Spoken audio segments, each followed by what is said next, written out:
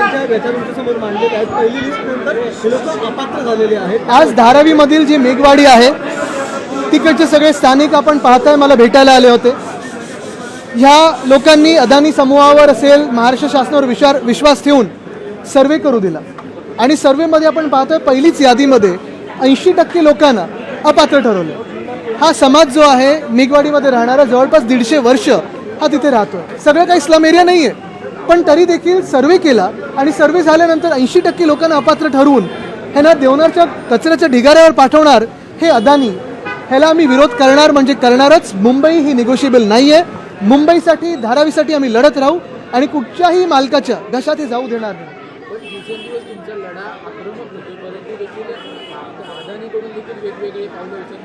त्यांनी कुठचीही पावलं उचलल्या ते माहीर आहेत. जेव्हा जेव्हा मी अजून एक पाहतो सोशल मीडियावर, मी जेव्हा ह्या धारावीबद्दल लिहितो जास्तीत जास्त भाजपकडून ट्रोलिंग शिव्या आरोप हे धारावीच्या आणि अदानीच्या विषयावर होत आहेत. भाजपबद्दल बोला तर कोणी ट्रोलिंग करत नाही कारण ते भाजपचे ट्रोल्स नुसतं अदानीवर आता अवलंबून आहेत.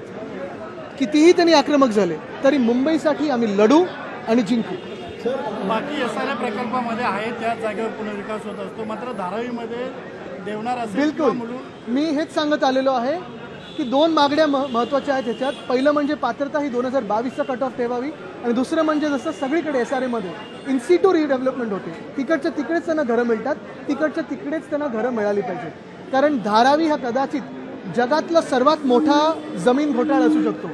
आत्ता जे काही आमच्या कानावर येतं आहे ते FSI 1.33चा प्राप्त होण्यासाठी अदानी हे टॉयलेटचा देखील सर्वे करतायत आणि ते देखील प्रॉपर्टीमध्ये दाखवत आहेत. म्हणजे बाथरूम असेल, पब्लिक टॉयलेट असेल, कुठचं बेंच असेल, कुठचं पोल असेल हे देखील त्यांनी दाखवायचं सर्वेमध्ये आणि मग त्याच्या अगेन्स्ट त्यांनी 1.33चा FSI घ्यायचा. हे आता अदानीचा प्रयत्न आहे पण हा जगातला सर्वात मोठा लँड घोटाळा, जमीन घोटाळा भाजपचा आम्ही करू देणार नाही. कुर्ल्याची जागा, मदरगडीची जागा अदानी समूहाला दिल्यानंतर तिथल्या आमदारांनी अजून स्पष्टीकरण देखील दिलं नाही, ते बोलत देखील नाही. बघा ते आमदार आहेत, ते लुटेरे आहेत, ते डरपोक आहेत, ते पळून गेले होते. त्यांनी आधी सांगितलं होतं ते आणि मिहीर कोटेच्यानी की मुलुंड आणि कुर्ल्याची जागा आम्ही अदानीला देणार नाही. आता कुठे आहेत, काय बोलतायत? आरोप करायला पुढे पुढे पळत असतात, गुवाहाटीला जायला पुढे पुढे होते, आता कुठे आहेत? सर एक याचबरोबर एक राजकीय प्रश्न, 5 तारखेला मोर्चा आहे, दोन्ही बंधू एकत्र येणार आहेत. अनेक वर्षानंतर तुम्ही आपल्या मतानुसार की महाराष्ट्राची इच्छा आहे ती पूर्ण होणार, कशा प्रकारे मोर्चा असेल, कशा प्रकारे हिंदीची सक्ती नसावी आणि आपण पाहतोय जे महाराष्ट्रात तोडू फोडू आणि राजकारण करू हे जी भाजपचं धोरण आहे त्याच्या विरोधात आम्ही सगळेच एकत्र येतोय. शिवसेना, उद्धव बाळासाहेब ठाकरे पक्ष असेल, मनसे असेल, आम्ही सगळे एकत्र येऊन रस्त्यावर लढू. महाविकास आघाडीतले असतील किंबहुना भाजपमध्ये देखील जर मराठी प्रेमी कोणी असेल आणि जर लाज उरली असेल तर त्यांनी यावं. एक मिनिट मराठी होऊ द्या. मला वाटतं एक आहे अहवाल येणं, एक गोष्ट आहे तज्ज्ञांनी अभ्यास करणं, एक गोष्ट आहे पण GR काय आम्ही काढलं? GR वर सही कोणाची आहे? आणि अहवाल जर तुम्ही अभ्यास केला तर त्याच्यात पण हेच दिलेलं आहे की हायर एज्युकेशनमध्ये अभ्यासपूर्वक बदल घडवणं गरजेचं आहे. पण मला वाटतं काही जे आरोप करतायत त्यांची स्वप्न किंवा डोळे अजून उघडले नसतील किंवा कुठच्या नशेत आहेत मला माहीत नाही पण त्यांना अजूनही वाटतं की उद्धवसाहेबच मुख्यमंत्री आहेत. काल शिक्षण मंत्र्यांनी एक पत्रकार परिषद घेतली होती ज्यामध्ये त्यांनी असं म्हटलेलं आहे की 1ली-2रीला हे फक्त मौखिक असेल, 3रीपासून शिकवलं जाईल, पुस्तक देखील. ते शिक्षण मंत्र्यांना पहिलं सांगितलं होतं ना कृषी मंत्री व्हायला पाहिजे. पण हे जरी असलं तरी कृषी खातं कसं सांभाळलं आणि आता शिक्षण खातं कसं सांभाळतात, पहिलं त्यांना शाळेत पाठवा आणि मौखिक आणि पुस्तकं ह्यातलं थोडं फरक कळून कसं नक्की शिकवणार तुम्ही हे बघा. नाही तर काही जे मंत्री आधी होऊन गेलेत महिने बोल्यावाले तसं हिंदी होऊन जाईल त्यांचं. सर मुंबईच्या कोस्टल रोड आपण पाहतोय की पाणी साचले आणि काही ठिकाणी बांधकामाचा भाग देखील कोसळलेला पाहायला मिळतोय. मुंबईचं कोस्टल रोड हे आमचं स्वप्न होतं, आम्ही ते लोकांसमोर आणलं आणि काम सुरू केलं. भूमिपूजन करून पुढच्या कामाचे टप्पे देखील आम्ही दाखवले. जवळपास 80% काम पूर्ण झालं होतं. आमचं सरकार पाडल्यानंतर भ्रष्टनाथ शिंदेंनी जसं समृद्धीमध्ये आज पाहतोय सगळीकडे खड्डे झालेले आहेत ज्या कारणामुळे त्यांना गुवाहाटीला पळायला लागलं. तसंच कोस्टल रोडचं एकतर पहिलं तर कॉस्ट एस्केलेशन करून घेतलं 650 ते 700 कोटीचं आणि दुसरं म्हणजे रोड सर्फेसिंग एवढं भयानक करून घेतलं आहे. ह्याच सगळ्या घोटाळ्यांमुळे भ्रष्टनाथला गुवाहाटीला पळायला लागलं. सर जी युती आता आधी हिंदी सक्तीसाठी झालेली आहे तीच युती सक्तीसाठी बोलतात बघा, तीच युती येणाऱ्या काळात देखील अशीच राहील का निवडणुकी? बघा मी जर तर मध्ये जाणार नाही. एक महत्त्वाचं आहे की महाराष्ट्राची जी मनात असेल, जे तुमच्या सगळ्यांच्या मनात असेल ते निश्चित होईल.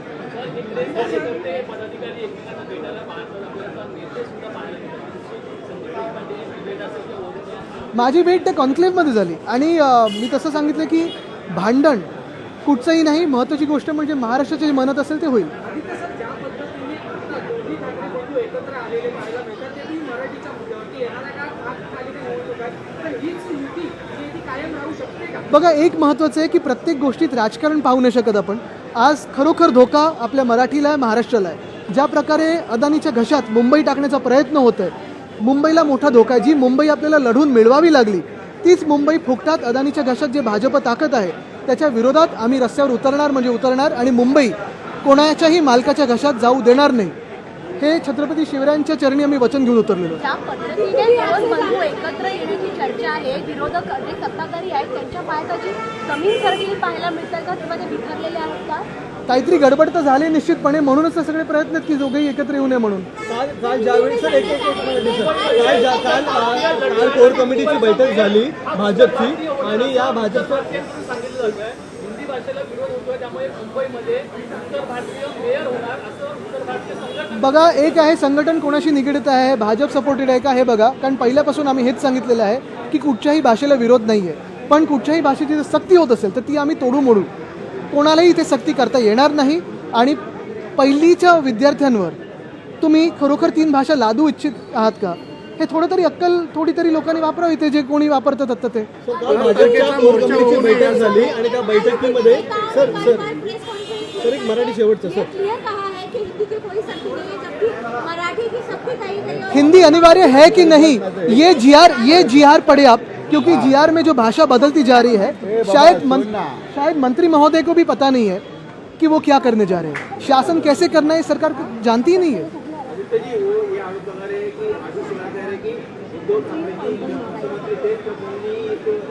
देखिए, उनको तो मैं ध्यान देता भी नहीं क्योंकि उनको साइकोलॉजिकल हेल्प की ज़रूरत है, बहुत सारे प्यार की ज़रूरत है, सिंपैथी की ज़रूरत है, तो उनको उन पे मैं बयान नहीं दूंगा.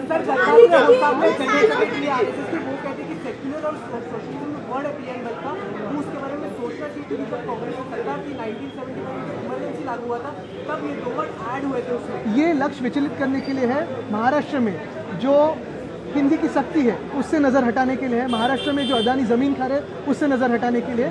ये सारी बातें तो संघ करती रहती है, लेकिन मैं संघ से एक ही सवाल पूछना चाहता हूँ कि आपके बहुत सारे कार्यकर्ता, जैसे भाजपा के कार्यकर्ता हैं, बहुत ही मेहनत करते हैं, आंदोलन करते हैं, जेल जाते हुए, लाठी खाते हुए पिछले 25 सालों में बहुत आगे आए, भाजपा की सरकार चुन के दिए हैं, और ये सब करने के बाद जो भ्रष्ट मंत्री महाराष्ट्र के शासन में बिठाए हैं, क्या उनको ये मान्य है? क्या सारे के सारे जो जिन पे भ्रष्टाचार के आरोप है आज संघ के सर पर बिठाए गए हैं, क्या संघ को ये मान्य है? अगर है तो आनंद है.